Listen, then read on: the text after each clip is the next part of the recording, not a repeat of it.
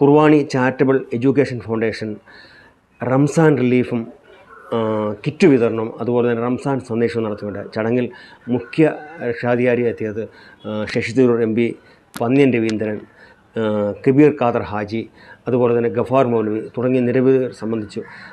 ചടങ്ങിൽ ഇതിൻ്റെ മുഖ്യ കാർമ്മികത്വം വഹിച്ച കുർബാനി മീര സാഹിബ്, അതുപോലെ തന്നെ ഷാവുൽ ഹമീദ്, മറ്റ് നിരവധി പേരുണ്ടായിരുന്നു. ഇതിൽ വളരെയധികം സദസ്സിന് ആൾക്കാരെ ശ്രദ്ധിക്കപ്പെട്ടത് കബീർ ഖാദർ ഹാജിയുടെ റംദാൻ സന്ദേശമായിരുന്നു, അതുപോലെ തന്നെ ഗഫാർ മൗലവിയുടെ. നമുക്ക് ഇവരുടെ വാക്കുകളിലൊക്കെ ഒന്ന് പോകാം. മറ്റു പ്രമുഖ വ്യക്തികൾ, സദസ്സിലിരിക്കുന്ന സഹോദരി സഹോദരന്മാരെ, ഇസ്ലാമിക് ഗ്രീറ്റിംഗ്സിൽ കൂടെ നിങ്ങളെ ഞാൻ അഭിവാദ്യം ചെയ്യുന്നു. അസ്സലാമു അലൈക്കും വറഹ്മത്തുള്ളാഹി വബറകാതുഹു. ഈ ഫൗണ്ടേഷനെ പറ്റി കൂടുതലായിട്ട് പറയേണ്ട ആവശ്യമില്ല. ജനാബ് സുബൈർ സാഹിബ് ഇതിൻ്റെ പ്രസിഡന്റ് സ്ഥാനം വഹിക്കുന്ന വ്യക്തിയാണ്. അദ്ദേഹം ചുരുക്കം കാര്യങ്ങൾ പറഞ്ഞ് നിങ്ങളെ മനസ്സിലാക്കിയിട്ടുണ്ട്. ഇതിൻ്റെ പ്രധാന ഉദ്ദേശം ഒന്നുകൂടെ വിപുലീകരിക്കുകയാണെങ്കിൽ, നമ്മുടെ സമൂഹത്തിൽ വളരെയേറെ പാപം പിടിച്ച കുടുംബങ്ങളുണ്ട്, ജനങ്ങളുണ്ട്. അത് മുസ്ലിമായാലും ഹിന്ദുവായാലും ക്രിസ്ത്യാനികളായാലും എല്ലാവരും മനുഷ്യരാണ്.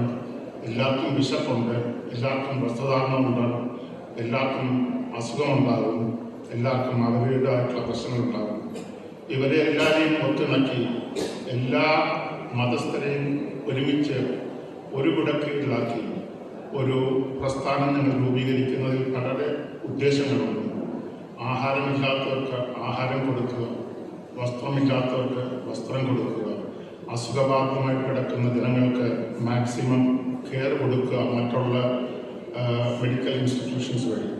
അതുപോലെ പ്രായപൂർത്തിയായ മക്കളുള്ളവർക്ക് അവരുടെ വിവാഹം കഴിച്ചു കൊടുക്കാൻ സാധിക്കാത്ത സാഹചര്യത്തിൽ അവർക്ക് വേണ്ട സഹായങ്ങൾ ചെയ്തു കൊടുക്കുക.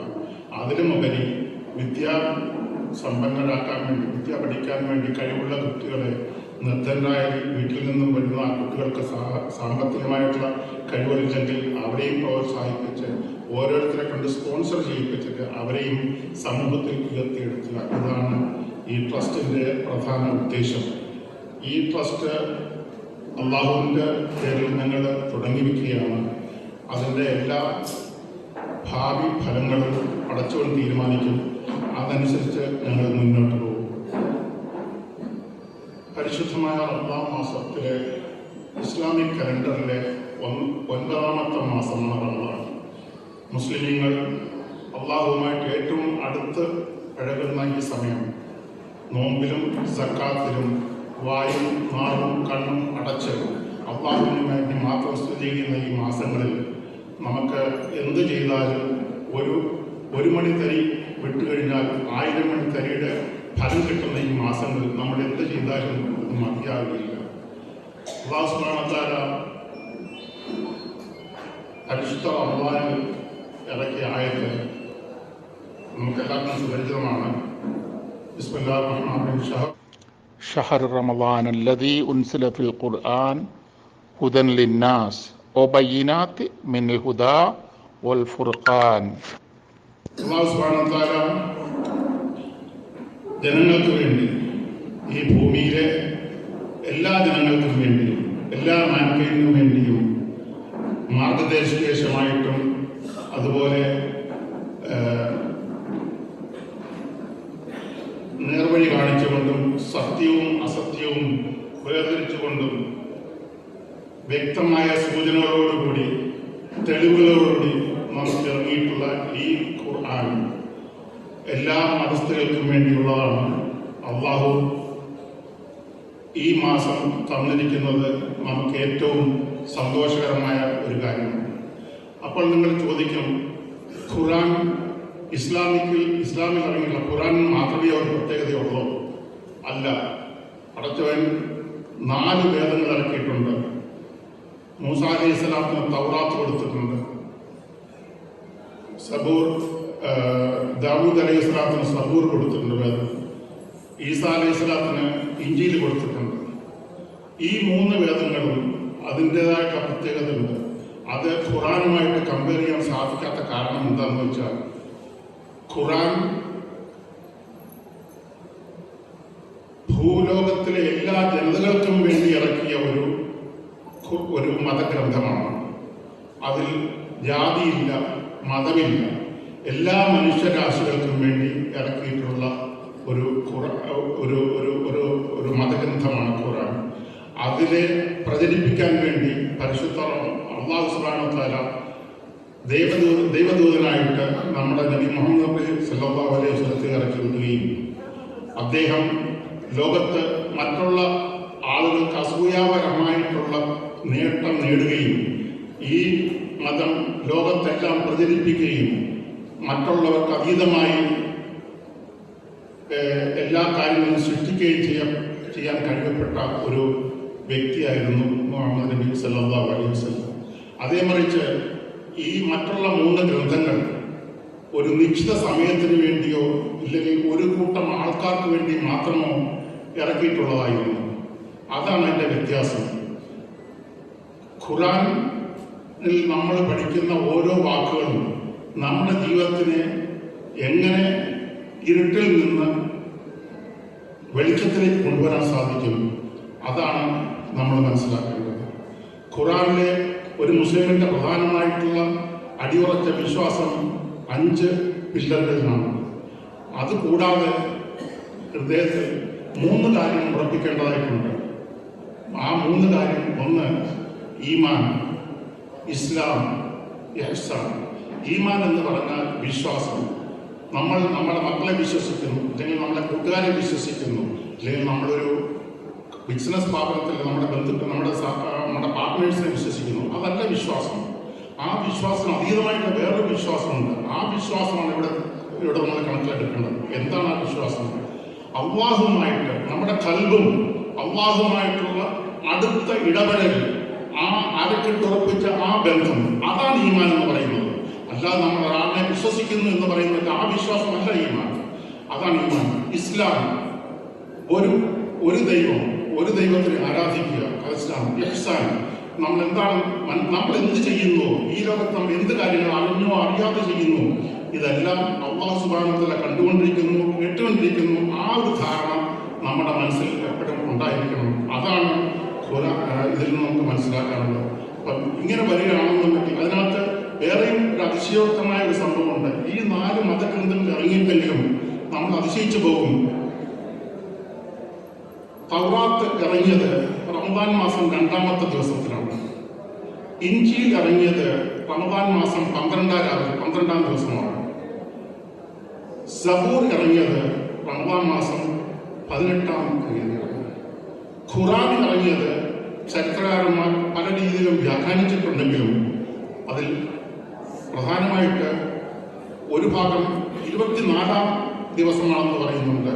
അതേസമയത്ത് ബഹുമാനപ്പെട്ട ഗഫാർ മൗലവി ഞാൻ പറയുന്നത് തെറ്റെന്തെങ്കിലും ഉണ്ടെങ്കിൽ അത് തിരുത്തി തരുമെന്ന് ഞാൻ വിശ്വസിക്കുന്നു. പ്രധാനമായിട്ടും നൈറ്റ് ഓഫ് പവറിലാണ് ഖുർആൻ ഇറങ്ങിയെന്നുള്ള വേറൊരു രീതിയിലുള്ള പ്രവചനമുണ്ട്. നൈറ്റ് ഓഫ് പവർ എന്ന് പറയുന്നത് 27 ആകാം, 23 ആകാം, അതായത് 20 മുതൽ 30 വരെയുള്ള ഏതോ ഒറ്റപ്പെട്ട ദിവസങ്ങളിലായിരിക്കാം ഇത് വന്നിരിക്കുന്നത്. അല്ലാഹു സുബ്ഹാനഹു വ തആല നമുക്ക് കൽപ്പിച്ചിരിക്കുന്ന ഈ നിയമങ്ങൾ നമ്മൾ അനുശാസിച്ച് എല്ലാ രീതിയിലും മുന്നോട്ട് പോവുകയാണെങ്കിൽ ഈ ലോകത്ത് അരാജകത്വം ഉണ്ടാകത്തില്ല, ബുദ്ധിമുട്ടുണ്ടാകത്തില്ല, സന്തോഷവും സമാധാനവും എപ്പോഴും നിൽക്കും. ഞാൻ കൂടുതലായിട്ട് മുന്നോട്ട് പോകുന്നില്ല എൻ്റെ സംസാരം. 1-2 കാര്യങ്ങൾ ഞാൻ ഇതിൽ കൂടെ നിങ്ങൾ ധരിപ്പിച്ചിട്ട് ഞാൻ എൻ്റെ വാക്കുകൾ സംഘടിപ്പിക്കാം. നിങ്ങൾക്ക് എല്ലാവർക്കും സുപരിചിതമായ പേരാണ് നമ്മുടെ ഏറ്റവും പ്രധാനപ്പെട്ട പ്ലെയറൈറ്റ് ഇംഗ്ലണ്ടിൽ 1950 മരണമടഞ്ഞ ബെർണാഡ് ഷാ. ബെർണാഡ് ഷാ ഇസ്ലാമിനെ പറ്റി പറഞ്ഞിട്ടുള്ള 1-2 കാര്യങ്ങൾ ഞാൻ എടുത്ത് പറയാം. അദ്ദേഹം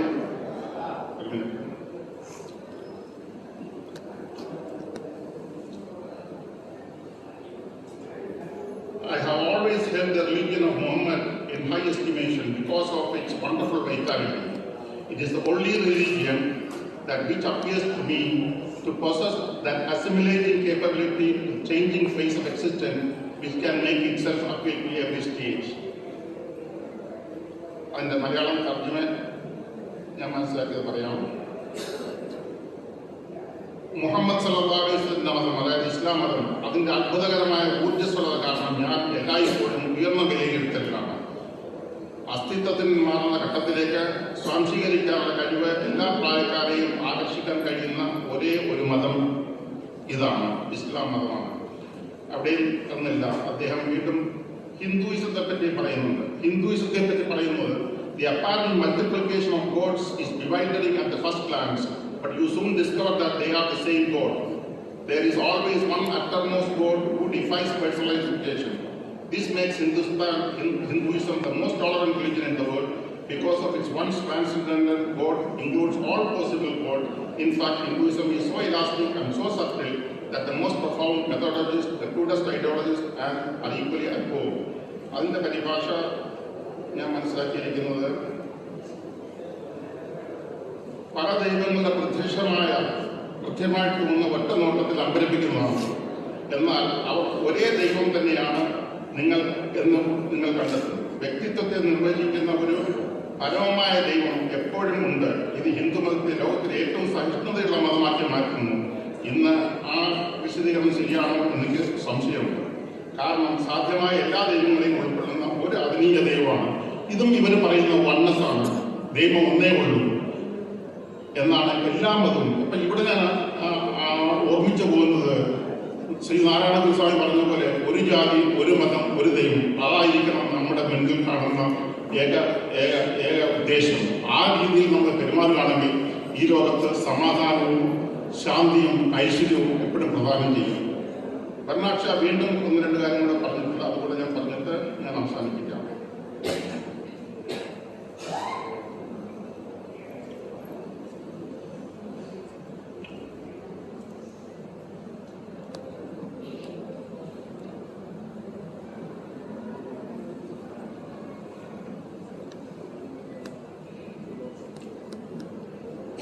അതായത്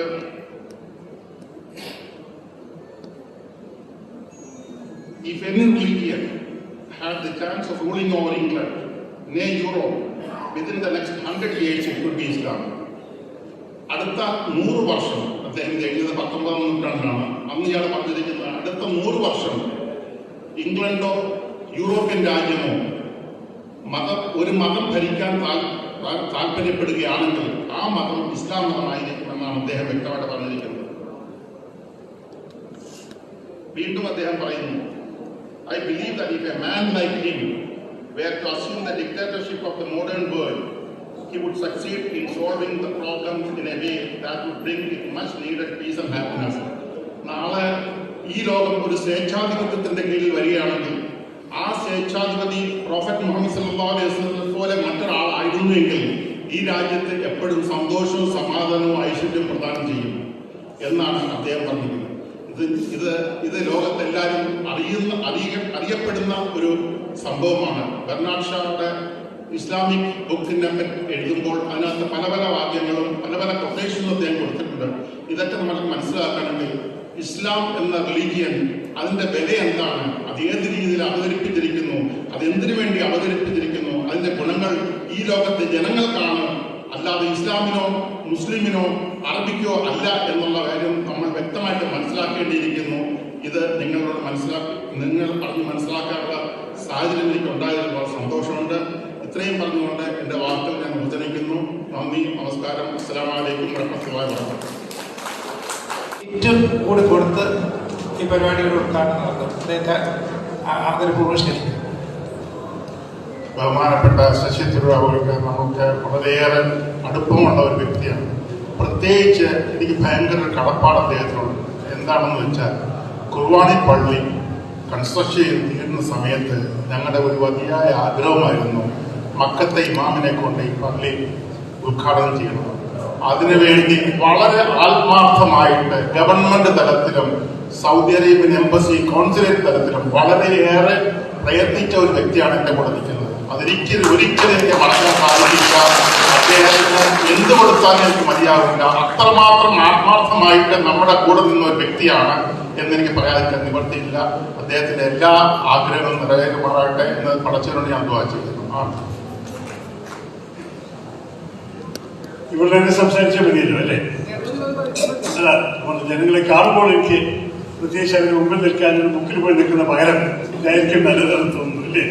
എന്തായാലും നമ്മുടെ ബഹുമാനപ്പെട്ട അധ്യക്ഷൻ ഡോക്ടർ എ.കെ. ബീരാൻ സാഹിബ്, നമ്മളെല്ലാവരും ബഹുമാനിക്കുന്ന നമ്മുടെ എല്ലാ വിധത്തിലും കാര്യങ്ങൾ നന്നായി ചെയ്യുന്ന ഇവിടെ ഇരിക്കുന്ന വേദിയിലുള്ള ബഹുമാന്യരെ പ്രത്യേകിച്ച് ചൂണ്ടിക്കാണിക്കുന്നത് ശ്രീ കബീർ ഖാദർ ഹാജി, ശ്രീ EPH അബ്ദുൽ ഗഫാർ മൗലവി, ശ്രീ നൗഫൽ, ശ്രീ ഷാന്തിമുള്ള സുബൈർ, ശ്രീ സാജു, ശ്രീ ഷാഹുൽ ഹമീദ്, ഇരിക്കുന്ന എല്ലാ കുർബാനി ഫൗണ്ടേഷനിൻ്റെ ചാരിറ്റബിൾ ആൻഡ് എഡ്യൂക്കേഷണൽ ഫൗണ്ടേഷനിൻ്റെ ഭാരവാഹികളെ, അംഗങ്ങളെ, സുഹൃത്തുക്കളെ, സഹോദരി സഹോദരന്മാരെ, എല്ലാവർക്കും എൻ്റെ വിനീതമായ നമസ്കാരം. ഞാൻ നിങ്ങളോട് നിൽക്കുമ്പോൾ വലിയ സന്തോഷത്തിൽ കൂടിയാണ് എന്നെ കുറച്ച് സ്നേഹത്തോടെ എംപാരസ് ചെയ്ത് ഞാനൊരു നല്ല കാര്യം ചെയ്താൽ അതിനെക്കുറിച്ച് സംസാരിക്കാതിരിക്കുന്ന ഒരു വ്യക്തിയാണ് സാധാരണ. പക്ഷേ രാഷ്ട്രീയത്തിൽ ആ സ്വഭാവം ആർക്കും ഇഷ്ടമല്ല. നിങ്ങൾ എന്ത് ചെയ്തു എന്ന് ചൂണ്ടിക്കാണിക്കാൻ നിങ്ങളുടെ സ്വന്തം ഉത്തരവാദിത്തമാണ്. അതാണ് ഒരു ചെറിയൊരു കുഴപ്പം. 100,000 കാര്യം ചെയ്ത് നടന്ന ഒരു പ്രതിനിധിയായ ശേഷം നിങ്ങൾ ഇലക്ഷന് നിൽക്കുമ്പോൾ ആരോടും കേൾക്കണം ഞാൻ ഒന്നും ചെയ്തിട്ടില്ല. ഇതാണ് സ്വാഭാവികമായ ആരോപണം, നിങ്ങൾക്കറിയാമല്ലോ. അതുകൊണ്ട് ചിലപ്പോൾ നമുക്ക് തന്നെ ചില കാര്യങ്ങൾ അഭിമാനത്തോട് ചൂണ്ടിക്കാണിക്കേണ്ടി വരും. ഞാൻ ഇതിനെക്കുറിച്ച് എൻ്റെ വലത്തെയും ഇടത്തെ ഭാഗത്ത് ഇരിക്കുന്ന വ്യക്തികൾക്ക് വേണ്ടി അവരാവശ്യപ്പെട്ടപ്പോൾ അവരെ സ്നേഹത്തോട് സഹായിച്ച കാര്യത്തെക്കുറിച്ച് എനിക്ക് ചൂണ്ടിക്കാണിക്കാൻ ഞാൻ ഒരിക്കലും തോന്നിയില്ല. അദ്ദേഹത്തെ നന്നായി പറഞ്ഞപ്പോൾ ഞാൻ തന്നെ സംബന്ധിച്ചു ആ കാലത്തെ സൗദി അംബാസിഡർ എന്ന ഒരു അടുത്ത സുഹൃത്തായിരുന്നു. ഞാൻ അദ്ദേഹത്തെ നേരിട്ട് വിളിച്ചത് ആവശ്യം. അദ്ദേഹം പറഞ്ഞു ഇങ്ങനെ ഒരു സാധാരണ വരാറില്ല, നിങ്ങൾക്കറിയാമല്ലോ വിദേശ രാജ്യങ്ങൾ. ഞാൻ പറഞ്ഞു ഇതൊരു സ്പെഷ്യൽ റിക്വസ്റ്റാണ് എന്നെ പകാം. ഒന്ന് നമ്മളൊന്ന് ഒബ്ലൈജ് ചെയ്യണം പറഞ്ഞിട്ട് ഞാൻ നമ്മളുടെ അദ്ദേഹം പറഞ്ഞ പോലെ നമ്മുടെ ഭരണം കൂടിയായിരുന്ന സമയത്ത് അപ്പോൾ അദ്ദേഹം കുറച്ച് താല്പര്യം കാണിച്ചിട്ട് പിന്നെ ഈ കാര്യത്തിൽ ഇടപെട്ടിട്ട് അദ്ദേഹം എത്തിയില്ലേ. അത് വേറൊരു കാരണമുണ്ടായിരുന്നു. പ്രോട്ടോകോൾ അപ്പോഴേക്കും ഭരണം മാറും കൂടി ചെയ്തു എന്നൊരു ചെറിയൊരു ഭരണമുണ്ട്, അതുകൂടി സംഭവിച്ചു. അതുകൊണ്ടാണ് എത്തിച്ചു. എന്തായാലും സ്പീക്കർ എത്തിച്ചു അദ്ദേഹത്തിന്. അതാണ് ഒരു കാര്യം. മറ്റേത് താങ്കൾ പറഞ്ഞത് നമ്മൾ ഒരുമിച്ചിരുന്ന് സംസാരിക്കുന്ന സമയത്ത് അദ്ദേഹത്തെ എന്നെ ഓർക്കാൻ ആവശ്യമുണ്ടായിരുന്നില്ല. പക്ഷേ അദ്ദേഹം ഖിലാഫത്ത് പത്രത്തിന്റെ ആദ്യം ഇറക്കിയ ഓർമ്മയുണ്ടോ? ആ സമയത്ത് അതിന്റെ ഒരു പ്രധാനപ്പെട്ട ഒരു പാട്ടിന്റെ പ്രകാശനം ഞാനായിരുന്നു അദ്ദേഹത്തെ പോയി ചെയ്തത്. അപ്പൊ 2 പേരുടെയും ഒപ്പം എനിക്ക് സഹായിക്കാൻ അവസരമുണ്ട്. രണ്ടാളെയും ഒരുമിച്ച് വന്ന് കാണുന്നത് ഈ കുർബാനി ചാരിറ്റബിൾ എഡ്യൂക്കേഷൻ ഫൗണ്ടേഷൻ നിൽക്കുമ്പോൾ എനിക്ക് അതിൽ സന്തോഷമുണ്ട്. ഞാൻ ദീർഘമായി പ്രസംഗിക്കുന്നില്ല. എല്ലാ സ്ഥാനാർത്ഥികൾക്കും ഓടി നടക്കാനുള്ള ആവശ്യമുള്ള കാരണം മാത്രമല്ല, നിങ്ങളെല്ലാവരും വെച്ചിരിക്കുന്നത് നല്ല കാര്യത്തിന് വേണ്ടി കാര്യം കിട്ടാൻ, നിങ്ങൾ ലെക്ചർ കേൾക്കാനല്ല. ഞാൻ ഒരു കാര്യം മാത്രം ഇവര് മുമ്പിൽ ചൂണ്ടിക്കാണിക്കുന്നു. നമ്മുടെ കേരളക്കാർക്ക് ഒരു കുഴപ്പമുണ്ടെങ്കിൽ അത് എന്താണ്? നമ്മളെല്ലാം സർക്കാരിനെ ഏൽപ്പിക്കാനാണ് നമ്മളുടെ രീതി. ഒരു വിഷയം, ഒരു ബുദ്ധിമുട്ട്, ഒരു കഷ്ടം വന്നാൽ സർക്കാർ അത് ചെയ്തു തട്ടിയതാണെന്ന് വിചാരം. പക്ഷെ അതാണ് ശരിക്കും വേണ്ടത്. നമുക്ക് അവസാനത്തിൽ ഒരു മനുഷ്യനെ ആവശ്യത്തിലോ ദുഃഖത്തിലോ കാണുമ്പോൾ നമ്മളുടെ മനുഷ്യത്വമല്ലേ തട്ടുന്നത്. നമ്മുടെ ഹൃദയത്തിൽ തന്നെയല്ലേ നമ്മൾ സ്നേഹം, സംസാരം, ഒരു സഹായം കൊടുക്കേണ്ടത്. അത് ചെയ്യുന്നത് പോരാന് എല്ലാവർക്കും ഒരു യാഥാർത്ഥ്യം അറിയും. പക്ഷെ അതുകൊണ്ട് പ്രത്യേകിച്ച് ഇവിടെ സർക്കാർ ബന്ധപ്പെടാതെ മനുഷ്യത്വം തോന്നിയിട്ടും അവരുടെ സ്വന്തം പോക്കറ്റിന് അവരുടെ ഹൃദയം നിറഞ്ഞ സ്നേഹത്തോടെ ജനങ്ങൾക്ക് സഹായിക്കുമ്പോൾ അതിനെ വന്ന് ഉദ്ഘാടനം ചെയ്യാനാണ് എനിക്ക് പ്രത്യേകിച്ച് സന്തോഷം. ഞാൻ പറയുന്നത് ഞാനൊരു ജനപ്രതിനിധിയായ കാരണം എല്ലാ ദിവസവും ആൾക്കാർ ഓരോരോ കാര്യത്തിൽ വരുന്നുണ്ട്, എല്ലാ ദിവസവും. പക്ഷേ ചില കാര്യങ്ങൾ മാത്രമേ ഒരു MP പ്രതിനിധിയായിട്ട് സർക്കാർ വഴി ചെയ്യാൻ സാധിക്കും. ഒരു ട്രാൻസ്ഫർ ആയാൽ ശരി, ഒരു ഗവൺമെന്റ് ആസ്പത്രിയിൽ വലിയൊരു ഓപ്പറേഷൻ ആയാൽ ശരി, ഇതിലൊക്കെ നമുക്ക് സർക്കാർ ഇടപെടുത്തും. പക്ഷേ ഒരാൾ വന്നിട്ട് എൻ്റെ ആകെ ഒരൊറ്റ ഒരു വരുമാനമുള്ള ഒരാൾ, എൻ്റെ ഭർത്താവ് മോട്ടോർ സൈക്കിൾ ആക്സിഡന്റ് മരിച്ചുപോയി, ഞാൻ എങ്ങനെ ജീവിക്കേണ്ടി വല്ല സഹായം വേണമെന്ന് പറഞ്ഞാൽ, അല്ലെങ്കിൽ ഒരു അസുഖം വന്നിട്ട് നിങ്ങൾ സർക്കാർ ആസ്പത്രിയിൽ എന്നെ ഓപ്പറേഷൻ ചെയ്യിപ്പിച്ചു, അതിന് മരുന്ന് വാങ്ങാൻ കാശില്ല എന്ന് പറഞ്ഞവരും, അല്ലെങ്കിൽ കുട്ടിയെ പഠിപ്പിക്കാനുള്ള വിദ്യാഭ്യാസ സഹായം പറഞ്ഞാൽ അങ്ങനെയുള്ള ആൾക്കാർ വരുമ്പോൾ ഇതിലൊന്നും സർക്കാർ പൈസ ഇല്ല. അപ്പോൾ ഞാൻ എൻ്റെ അച്ഛൻ്റെ പേരിൽ ഒരു ചെറിയൊരു ഫൗണ്ടേഷൻ സ്ഥാപിച്ചിരിക്കുകയാണ് ചോദിച്ചത്. എന്നിട്ട് ഇങ്ങനെയാണ് ഞാൻ സ്വകാര്യമായിട്ട് ആൾക്കാർ ഞാൻ ഒരിക്കലും പിരിവി നടത്തിയിട്ടില്ല. അതിന് വേണ്ടിയിട്ട് എനിക്ക് കിട്ടുന്ന കാശിനെ മാത്രം ഞാൻ ചെലവാക്കിയിട്ടാണ് ജനങ്ങളെ ചെറിയ സഹായം കൊടുക്കുന്നത്. പക്ഷെ എൻ്റെ അഭിപ്രായത്തിൽ ഞാൻ ഗവൺമെന്റ് ടാക്സ് പേയറിന്റെ കാശ് ചെലവാക്കിനേക്കാൾ എത്രയോ ഇരട്ടി എൻ്റെ മനസ്സിൽ സമാധാനം തരുന്നതും എൻ്റെ പ്രവർത്തനത്തിൽ ഗുണം ചെയ്യുന്നതും ഈ ചാരിറ്റികൾ. അതുകൊണ്ട് ഞാൻ കുർബാനയോട് പ്രത്യേകിച്ച് അഭിവാദിക്കുന്നത് അവർക്കെന്ന് തോന്നിയല്ലോ ജനങ്ങൾക്ക് ആവശ്യങ്ങളുണ്ട്, അങ്ങനെ അവർക്ക് സഹായം നൽകണം. അവർ സമരം ചെയ്തിട്ട് സർക്കാരിനെ സമരം ആവശ്യപ്പെടുന്ന പകരം അവർ വേണം നമുക്ക് സാധിക്കുന്ന പോലെ നമുക്കുള്ളത് കൊടുക്കണം. ഇത് ഞാൻ ഒരു വർഗീയത പറയില്ല, പക്ഷേ പ്രത്യേകിച്ച് മുസ്ലിം സമുദായത്തിൻ്റെ അകത്തൊരു സ്വഭാവമാണ് എനിക്ക് വലിയ ഇഷ്ടമാണ്. ഞാൻ പല പ്രസിദ്ധപ്പെട്ട മുസ്ലിം പൗരന്മാരെ അറിയുന്നു. അവർക്ക് എന്നോട് പറയുന്നത് ഞങ്ങളെ പഠിപ്പിച്ചത് ഞങ്ങൾ ഒരു ശതമാനം ഞങ്ങളുടെ പിന്നെ എന്തായാലും കൊടുക്കണം, അത് അല്ലെങ്കിൽ നമ്മൾ നല്ല മുസ്ലിമല്ല, അപ്പം ഞങ്ങൾ കൊടുക്കും. പക്ഷെ അതിനെക്കുറിച്ച് ചൂണ്ടിക്കാണിക്കാനും സംസാരിക്കാനും ഞങ്ങൾക്ക് ഒരു ആഗ്രഹമില്ല, ഞങ്ങൾ ചെയ്യുന്നില്ല. അങ്ങനെയാണ് ചില പ്രസിദ്ധപ്പെട്ട ബോളിവുഡ് ഫിലിം സ്റ്റാർസിനെ കൂടി ഞാൻ പറയാം ജനങ്ങളെ സഹായിക്കുന്നുണ്ട്. നമുക്ക് അതിനെക്കുറിച്ച് വായിക്കാൻ സാധിക്കില്ല, അവരുടെ പാട്ടും അവരുടെ ഗേൾ ഫ്രണ്ട്സിനെ കുറിച്ചൊക്കെ വായിക്കാൻ സാധിക്കും. പക്ഷെ അവർ ഹൃദയത്തോടെ ചെയ്യുന്ന ചാരിറ്റികൾക്ക് അറിയില്ല. ഇവിടെ ഇരിക്കുന്ന നമ്മളുടെ പ്രധാനപ്പെട്ട പൗരപ്രമുഖന്മാർ നിങ്ങൾക്ക് വേണ്ടി ഇറങ്ങി ചെയ്യുന്നതിൽ എനിക്ക് വലിയ സന്തോഷമുണ്ട്. അതുകൊണ്ട് ഞാൻ ഇന്നലെ സന്തോഷത്തോടെ എൻ്റെ സ്വന്തം ഹൃദയത്തിൻ്റെ സന്തോഷം നിങ്ങളോട് പ്രഖ്യാപിച്ചിട്ട് ഞാൻ ഇന്നിതിനെ ഔദ്യോഗികമായി ഉദ്ഘാടനം ചെയ്തു. ഈ ചടങ്ങിൻ്റെ ഭാഗമായിട്ട് കുറച്ച് വിതരണം ചെയ്യാൻ കൂടി ഞാൻ സന്തോഷത്തോടെ നിൽക്കാം. നന്ദി, നമസ്കാരം, ജയ് ഹിന്ദ്, ജയ് കുർബാന.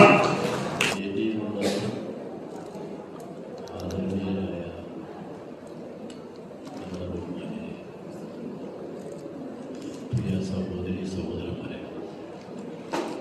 പ്രധാനത്താരത്തിൻ്റെ നാളുകളാണ്. ഞാനും പ്രധാനത്താരം നടത്തുന്ന ആളാണ്.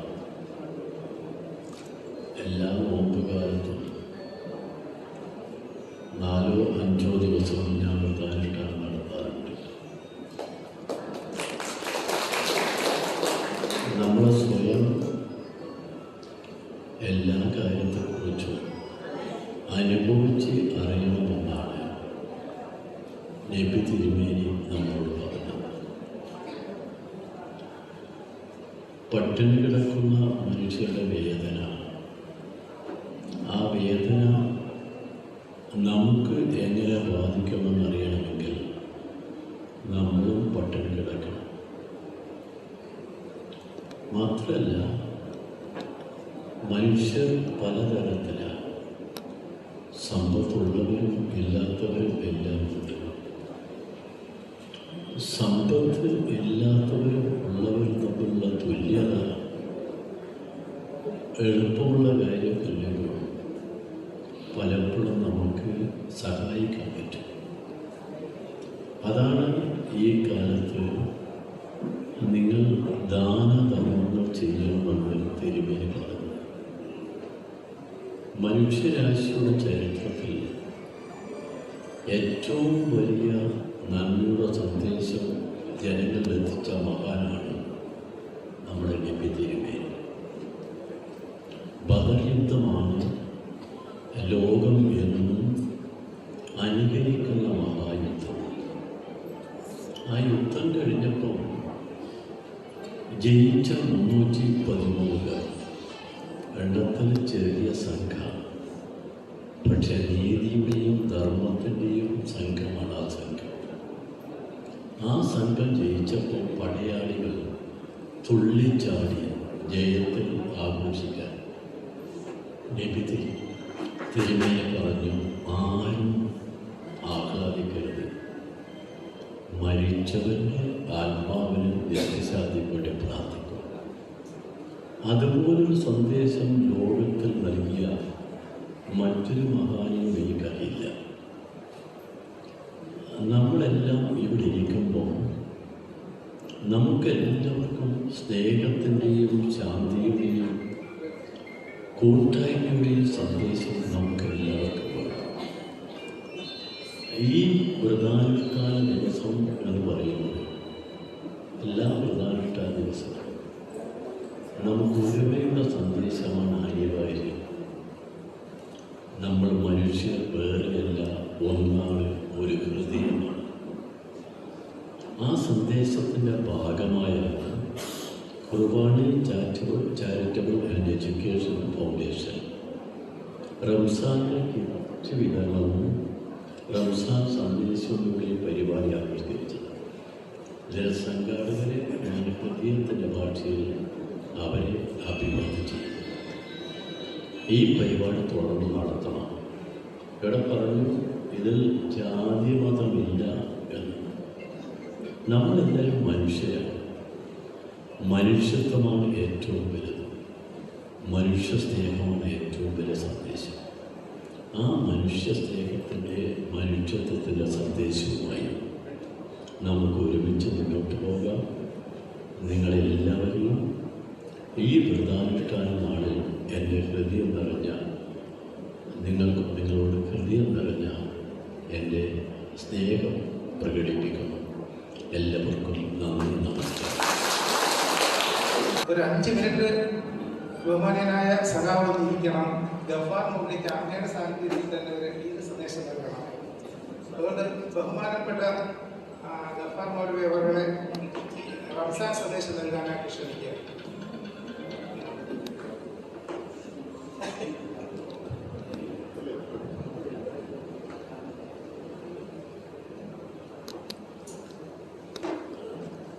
അൽഹംദുലില്ലാഹി വകഫാ വസ്സലാത്തു വസ്സലാമു അലാ മൻ ഇസ്തഫാ അമ്മാ ബഅദ്. ആദരണീയനായ അധ്യക്ഷൻ, അഭിവന്ദനായ കബീർ ഖാദർ ഹാജി, പ്രിയപ്പെട്ട സഖാവ് പന്ത്യൻ രവീന്ദ്രൻ, അഡ്വക്കേറ്റ് നൗഫൽ, പ്രിയപ്പെട്ട സുബൈർ, കുർവാണി ഇമാം ആരിഫ് മൗലവി തുടങ്ങിയ വേദിയിൽ ഉപവിഷ്ടരായിരിക്കുന്ന ബഹുമാന്യ വ്യക്തിത്വങ്ങളെ, സദസ്സിലുള്ള സഹോദരങ്ങളെ, സഹോദരിമാരെ, എല്ലാ മതങ്ങളും 2 ഘടകങ്ങളാണ്. ഒന്ന് വിശ്വാസം, 2 ആരാധന അഥവാ അനുഷ്ഠാനം. ഖുർആൻ ഇത് വ്യക്തമായിട്ട് പറയുന്നുണ്ട്, ഇന്നല്ലദീന ആമനു വഅമിലു സ്വാലിഹാത്തി. ഏക ദൈവത്തിൽ വിശ്വസിക്കുക, ആ ദൈവത്തിൻ്റെ പ്രീതി നേടിക്കൊണ്ട് സൽക്കർമ്മങ്ങൾ അനുഷ്ഠിക്കുക. ഇതാണ് മതം. എല്ലാ മതങ്ങളും ഇത് തന്നെയാണ്. ഏകനായ ഒരു സൃഷ്ടാവ് കാണപ്പെട്ടില്ല, കാണും തിറമുള്ളതിന് കണ്ണില്ല, കൈയില്ല, ആണല്ല, പെണ്ണല്ല, അണുവും അളവുമില്ല, ആദിയില്ല, അന്ത്യമില്ല. ഇക്കാണും ബ്രഹ്മാണ്ട കോടി കപട നടന കലാശാലിയാണ് എൻ്റെ ദൈവം. No shame, no form, no structure, no character of any creator. Omnipotence, ഓംനിസൈൻ്റായ ഒരു മഹാശക്തി. എല്ലാ മതങ്ങളും പറയുന്നതാണ്. ഹിന്ദുക്കളുടെ ഈശ്വരൻ, ക്രിസ്ത്യാനികളുടെ കർത്താവ് യഹോവ, മുസ്ലിമീങ്ങളുടെ പടച്ചവൻ അല്ലാഹു, ഒരേ ഒരു ദൈവം. ആ ദൈവത്തിൽ അടിയുറച്ച് വിശ്വസിക്കുക, അവിടുത്തെ പ്രീതിപ്പെടുത്താനായി സൽക്കർമ്മങ്ങൾ അനുഷ്ഠിക്കുക. ചുരുക്കി പറയാം, സഖാവിനൊക്കെ ഒരുപാട് തിരക്കുണ്ട്, കാൻഡിഡേറ്റ് അല്ലേ, നമുക്കറിയാമല്ലോ. സഹോദരങ്ങളെ, ഇസ്ലാമിൽ ആരാധനകൾ 3 തരം. ഒന്ന് സൃഷ്ടാവും സൃഷ്ടിയും തമ്മിലുള്ളത്, അതാണ് നോമ്പ്. ഇവിടെ കബീർ ഖാദർ ഹാജി സൂചിപ്പിച്ചു, പന്ത്യൻ രവീന്ദ്രൻ അദ്ദേഹവും സൂചിപ്പിക്കുകയുണ്ടായി. നോമ്പ് എന്ന് പറയുന്നത് അഭിനയമല്ല, അനുഭവമാണ്. അനുഭവിക്കുന്നതാണ് നോമ്പ്. സൃഷ്ടാവും സൃഷ്ടിയും തമ്മിലുള്ള പരമരഹസ്യമാണ് നോമ്പ്. ഞാനിപ്പോൾ ടോയ്ലറ്റിൽ കയറിയിട്ട് ആ പൈപ്പിൽ നിന്ന് കുറെ വെള്ളം എടുത്ത് കുടിച്ചാൽ ആരെങ്കിലും അറിയുന്നുണ്ടോ? നോമ്പ് ഞാനും അള്ളാഹുവും തമ്മിലുള്ള രഹസ്യ ഇടപാട്, മറ്റാർക്കും അതിൽ പങ്കുമില്ല. അതാണ് വ്രതാനുഷ്ഠാനത്തിന്റെ സൗന്ദര്യം. എൻ്റെ കയ്യിലുള്ളത് മനോരമ പത്രമാണ്. ഡോക്ടറോട് ചോദിക്കുക, വിശദീകരിക്കുന്നില്ല. ഡോക്ടർ പറയാണ്, ഈ ചൂടുകാലത്ത് എന്ത് ചെയ്യണമെന്ന് ചോദിച്ചപ്പോൾ വെറുതെ വെള്ളം കുടിച്ചാൽ പോരാ, ഇടയ്ക്കിടയ്ക്ക് ഉപ്പിട്ട കഞ്ഞിവെള്ളം കുടിക്കണം, ഉപ്പിട്ട മോരും വെള്ളം കുടിക്കണം. ഉപ്പിട്ട കഞ്ഞിവെള്ളവും മോരും വെള്ളവും ഇടയ്ക്കിടയ്ക്ക് കുടിക്കണമെന്ന് ഡോക്ടർ സാധാരണക്കാരോട് പറയുന്ന സ്ഥലത്താണ് ഞങ്ങൾ 13.5 മണിക്കൂർ ഉമിനീര് പോലും സൂക്ഷിച്ചിറക്കി ഒരിറക്ക് വെള്ളം ഉള്ളിൽ പോകാതെ നോമ്പ് പിടിക്കുന്നത്. ഈ നോമ്പ് സൃഷ്ടാവും സൃഷ്ടിയും തമ്മിലുള്ള പരമരഹസ്യമായ അത്യുത്തമമായ ആരാധനയാണ്. രണ്ടാമത്തത് സൃഷ്ടിയും തമ്മിലുള്ള ബന്ധമാണ്. അതാണ് ഇന്നിവിടെ നടക്കാൻ പോകുന്നത്. സഹോദരങ്ങളെ, നമ്മുടെ സമൂഹത്തിൽ ഒരുപാട് സാധുക്കളുണ്ട്. സഖാവ് പറഞ്ഞ പോലെ ഉള്ളവനും ഇല്ലാത്തവനും തമ്മിലുള്ള അന്തരം ഇല്ലാതാക്കുന്ന സക്കാത്ത് എന്ന് പറയുന്ന കർമ്മം ഇസ്ലാമിന് എത്ര മനോഹരമായ കർമ്മമാണെന്ന് ആലോചിച്ച് നോക്കുക. ഉള്ളവൻ സമ്പന്നൻ മാത്രം ജീവിച്ചാൽ പോരാ, അവന്റെ മുതലിൽ നിന്നും കൃത്യമായ ഒരു ഓഹരി പാവങ്ങൾക്ക് എത്തണം. കാരണം പാവങ്ങൾ ഒരുപാടുണ്ട്. നമ്മുടെ ഈ സദസ്സ് തന്നെ സാക്ഷിയല്ലേ. അവശന്മാർ, ആർത്തന്മാർ, ആലംബഹീനന്മാർ, അവരുടെ സങ്കടം ആരറിയാൻ, അവരർത്ത നഗ്നന്മാർ, ആദാപമഗ്നന്മാർ, അവരുടെ ദുരിതങ്ങൾ എന്നു നീങ്ങാൻ, അവരാർത്ത ചിത്തന്മാർ, അപഹാസപാത്രങ്ങൾ, അവരുടെ പട്ടിണി എന്നു മാറാൻ, ഇടതിങ്ങി നിറയുന്നു നിയമങ്ങൾ നീതികൾ, ഇടമില്ലവർക്കൊന്നു കാലുകുത്താൻ. ഈ പാവങ്ങളെ സഹായിക്കണം. അതാണ് റമദാന്റെ സന്ദേശം. റമദാനിന്റെ പ്രധാനപ്പെട്ട സന്ദേശങ്ങളിലൊന്ന് അതാണ്. താൻ മാത്രം പോരാ, വിശപ്പിന്റെ വില അറിയണം, വിശക്കുന്നവനെ ഊട്ടണം. സഹോദരങ്ങളെ, ലോകമറിഞ്ഞ ലേഡിയാണ് ജാക്വിലിൻ കെനഡി. അമേരിക്കൻ പ്രസിഡന്റ് കെനഡിയുടെ ഭാര്യയായിരുന്നു 10 വർഷം. കെനഡി വെടിയേറ്റ് കൊല്ലപ്പെട്ടപ്പോൾ പിന്നെ അവർ വിവാഹം കഴിച്ചത് ലോകത്തെ ഏറ്റവും വലിയ അന്നത്തെ സമ്പന്നനായിരുന്ന അരിസ്റ്റോട്ടിൽ ഒനാസിസ് ആയിരുന്നു, കപ്പൽ രാജാവ്. 7 വർഷം അദ്ദേഹത്തിന്റെ ഭാര്യയായിരുന്നു. അദ്ദേഹം മരിച്ചു കഴിഞ്ഞവർ പറയുകയുണ്ടായി, 10 വർഷം ലോകത്തിലെ ഏറ്റവും അധികാരമുള്ള ആളുടെ പ്രഥമ വനിതയായി ഞാൻ ജീവിച്ചു. 7 വർഷം ലോകത്തെ ഏറ്റവും വലിയ കോടീശ്വരന്റെ ഭാര്യയായിട്ട് ഞാൻ കഴിഞ്ഞു. പക്ഷെ അപ്പോഴൊന്നും എനിക്ക് കിട്ടാത്ത സംതൃപ്തി 3ാമത്തെ വിവാഹത്തിൽ എനിക്ക് കിട്ടി. അപ്പൊ പത്രക്കാരി ചോദിച്ചു, അങ്ങ് പിന്നെ വിവാഹം കഴിച്ചതായിട്ട് ഞങ്ങൾ അറിഞ്ഞില്ലല്ലോ. എന്റെ 3ാമത്തെ വിവാഹം പാവങ്ങളെ ആയിരുന്നു. ഒനാസിസിൽ നിന്നും എനിക്ക് കിട്ടിയ കോടാനുകോടിയുടെ സമ്പത്ത് മുഴുവനും ഞാൻ സാധുക്കൾക്ക് വിതരണം ചെയ്തു, പാവങ്ങൾക്ക് കൊടുത്തു. ഞാനെന്ന് അനുഭവിക്കുന്ന ആ സംതൃപ്തി എനിക്ക് പ്രഥമ പൗരന്റെ ഭാര്യയായിരുന്നപ്പോഴോ ലോക കോടീശ്വരന്റെ ഭാര്യയായിരുന്നപ്പോഴോ കിട്ടിയില്ല എന്ന് അവർ പറയുകയുണ്ടായി. 3ാമത്തെ ആരാധനയാണ് പ്രകൃതിയും സൃഷ്ടിയുമായിട്ടുള്ള ബന്ധം. നാം മാത്രം ജീവിച്ചാൽ പോരാ, ഈ പ്രകൃതിയിൽ ഒരുപാട് മൃഗങ്ങളും സസ്യങ്ങളും കീടങ്ങളും കൃമികളും ഒക്കെ ഉണ്ട്. അവയും സ്നേഹിക്കുന്നവരായിരിക്കണം. ഞാൻ ചോദിക്കട്ടെ, ഈ കടുത്ത വേനൽക്കാലം വന്നിട്ട് നിങ്ങൾ ആരെങ്കിലും നിങ്ങളുടെ വീടിന്റെ മുന്നിൽ അല്ലെങ്കിൽ വീടിന്റെ ഏതെങ്കിലും ഒരു സൈഡിൽ ഒരു പാത്രത്തിൽ വെള്ളം വെച്ചോ? ഈ പാവപ്പെട്ട കിളികളെ കുറിച്ച് നിങ്ങൾ ആരെങ്കിലും ചിന്തിച്ചോ? നായ്ക്കളെ കുറിച്ചും പൂച്ചകളെ കുറിച്ച് ചിന്തിച്ചോ? നിങ്ങൾ ആരെങ്കിലും ഒരു പാത്രം വെള്ളം നിങ്ങളുടെ വീടിന്റെ മുന്നിൽ വെച്ചോ? നിങ്ങൾക്ക് ദാഹിക്കുന്ന പോലെ അവരുടെയും ദാഹം ശമിപ്പിക്കാൻ? ഞാൻ വെച്ചവനാണ്, വെച്ചുകൊണ്ടിരിക്കുന്നതാണ്. അതുകൊണ്ടാണ് പറയുന്നത്. ചുരുക്കട്ടെ, പ്രകൃതിയെ സ്നേഹിക്കണം, ജീവജാലങ്ങളെ സ്നേഹിക്കണം. ഇവ 3മാണ് വിശുദ്ധ റമദാന്റെ സന്ദേശം. 1, സൃഷ്ടാവിനെ അറിയണം, സൃഷ്ടാവുമായി അടുക്കണം. 2, സാധുക്കളെ പാവങ്ങളെ അറിയണം, കഴിയുന്ന പോലെ അവരെ സഹായിക്കണം. 3, പ്രകൃതിയുമായി ബന്ധപ്പെടണം. ഈ മണ്ണിലാണ് നമ്മൾ ചവിട്ടി നിൽക്കുന്നത്.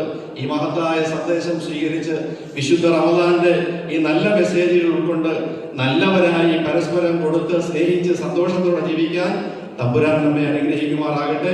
വാഹിർ ദഅവായ അൽഹംദുലില്ലാഹി റബ്ബിൽ ആലമീൻ.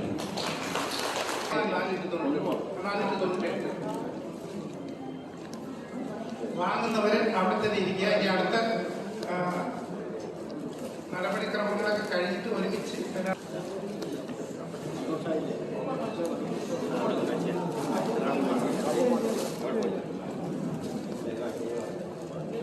എവിടെ ഇരുന്ന്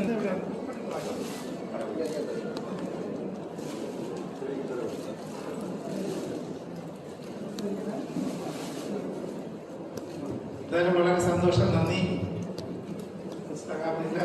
വളരെ സന്തോഷം.